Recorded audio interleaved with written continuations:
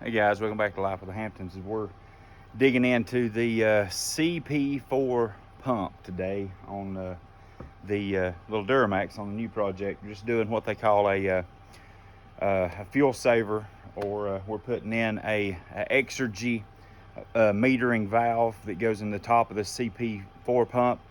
And what that is, it's got a heavy, extra duty heavy screen system that is 20 microns versus the 100 microns from the factory, and it's double walled, so if we were to have that CP4 failure, it keeps all the metal contaminants from going into the high pressure side of the system, so it keeps you from having to replace your fuel rails or your injectors. So it saves you thousands if in case you do have that CP4 failure.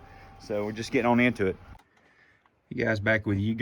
We got this removed. We got the AC compressor removed. Got it over here.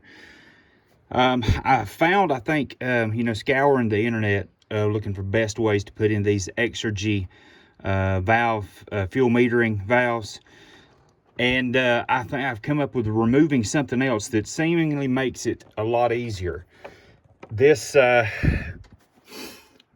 bracket right here, if you can see that bracket bolts on the top of your thermostat housing right there, and this, you can see it bolts in just like that, and that little cup right there snaps in. It holds this little device, and your wires come up, and that's what kind of holds these two wires here, and it holds it right in the way over top of these, where it's just in the way. These wires were over here in the way, and you couldn't get them out of the way.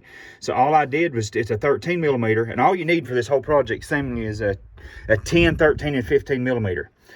And but anyway, I took it loose from there, and moved the whole thing. As you can see, I pushed it.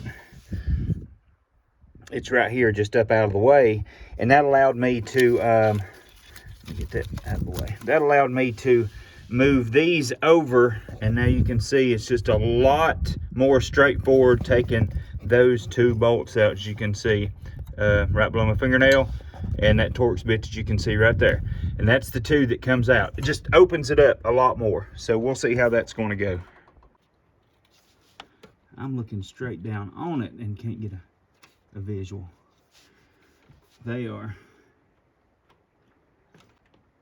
All right, I don't know if you can see the massive extension that I've got right here, but I finally got it on that bolt, and I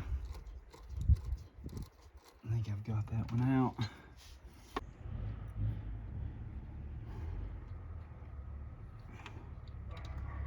Not sure. Let me go grab a magnet so I don't fumble it and drop it in there.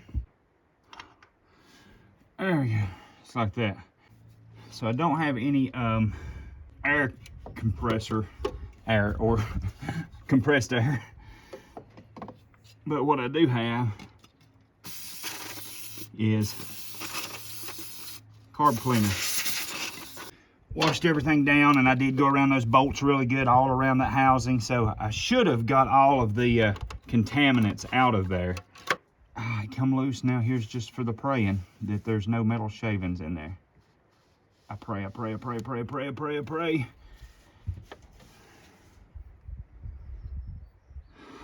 Thank you, Lord. Thank you, Lord. Where am I focusing here? Clean as a pin. The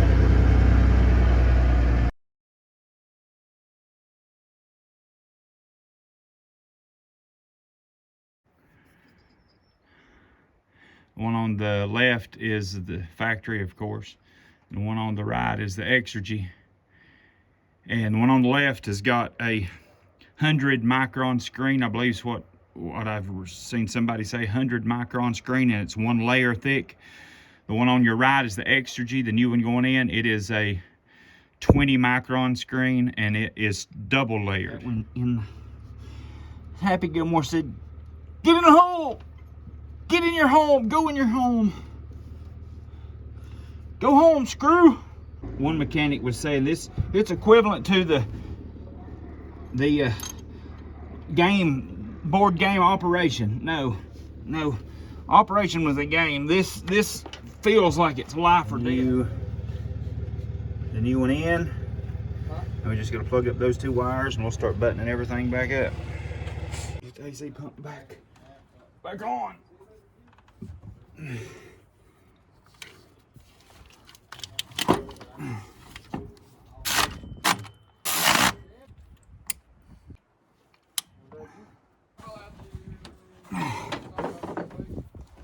Yeah, I gotta put the crank on that now. All right, guys, we got everything back together like it was. So again, there's our old one. So I'll do some dig around checking on that thing.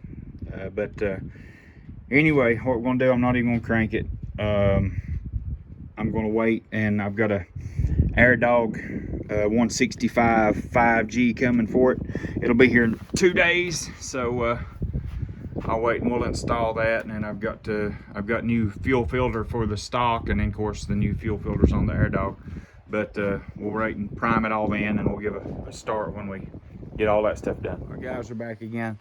I already have the lift pump installed, so I want to just go over real briefly some of the things that you'll need to do that I was not able to find, but maybe one place on YouTube. Everybody else, especially the video from AirDog itself, didn't even have this step in, and so this is a must, and I'll just show you these things. The absolute must. It's an 11mm wrench. You must take out that drive shaft. Take that out, and it's super simple. 4 screws. You take that out and you pull it out of the yoke up front. So you pull it out right there. Super simple. So you take that out. Then once you take that out, obviously you'll have in the back of the tank this is where you'll unhook the middle plug, and you'll plug your new hose into it. It'll be the one with the red dot. The fitting with the straight fitting with the red dot, so you'll plug that in there. You'll route your hose along the top of the fuel tank. As you can see here, here's my fuel system. So there's tons of videos on there showing you how to install that. 4 bolt holes into the little frame mount right there. You can see. Of course, there's good instruction coming from YouTube there to show you how to hook in your piping and how to run it and all that stuff. And then, so once you get all that hooked up, you will run your electrical line. Right here is how I run mine. So you run your electrical line all the way up the firewall, run it up. And so it goes over to, just give you can kind of see where that's at. The back of the firewall there, it's a 10mm plug that holds your ground, your body ground. So you undo that, put in your relay, and it'll have another inline relay right there, but nothing gets plugged to that. So you just bolt that down, and then you literally run it around. And I tucked mine in nice and neat and hit it around here, and then you'll take the inline fuse and you'll put it, you can see there, you can see which fuse it is. Just an I think this one was ignition HVAC, I believe is what it was. But it is the anyway, it was the next to last one here. And then you'll take the fuse that you pull out of here will get put back in right under this one. So this little fuse link right here has actually got 2 fuses in it. This one and the original one that came out. So you'll plug that in, and then I've got that all routed back into my wiring loom here. And then you've got a hot and cold, or hot and negative, which goes to the hot, and then your black one goes here to the negative. So that's all there is. Kind of see how that looks. Super simple. And so that does the install of my AirDog. And again, this is not a tutorial on how to install the AirDog, because there's tons of good videos out there. But what it was missing, or what the main point of every video I found was missing, other than Truckmaster's video on this, all of them didn't have you removing the drive shaft first thing. I wrestled with that for probably 30 to 40 minutes at least just trying to figure out how to get my hand up in there to pull that hose off. So nobody told me that you had to take the drive shaft out of it. And then, so I couldn't do it. I got aggravated and started researching more videos, and I found Truckmaster. He's got great video, great YouTube channel.